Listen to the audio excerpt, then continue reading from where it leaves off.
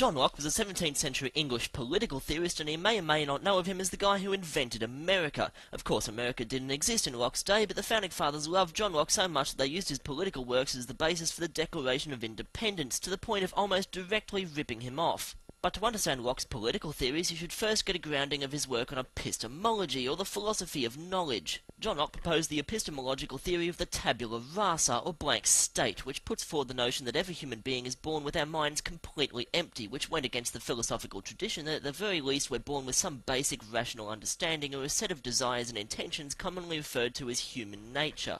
Locke believed there was no human nature, and each and every one of us is the author of our own character, ergo, all men are created equal.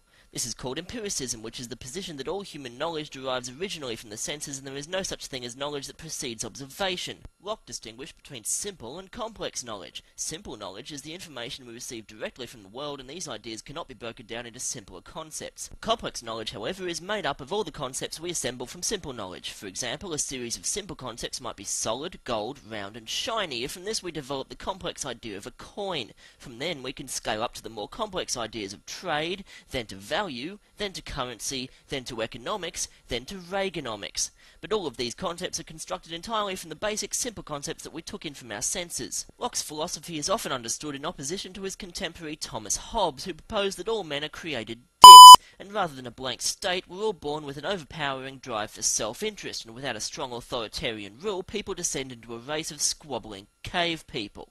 John Locke was certainly no fan of large intrusive government, and proposed instead that each individual has a fundamental right to life, liberty, and the pursuit of happiness. He believed that the government's job was to allow us these liberties instead of just telling everybody what to do all the time. Thomas Hobbes laughed long and hard at this proposition, saying that because everybody acts primarily in their own self-interest, sooner or later a society that promotes liberty denigrates into a society where everybody's stabbing each other in the fucking face. Therefore, the price of peace, according to Hobbes, was to forfeit all of your natural rights to an absolute monarch who, of course, would promise not to abuse his power. John Locke thought that nobody should have absolute power, so he came up with the idea of separation of powers, which means that the church and the judicial system operate independently of the ruling class, so theoretically no one person can commit a crime and get away with it, which is an idea that worked pretty well in America until Richard Nixon.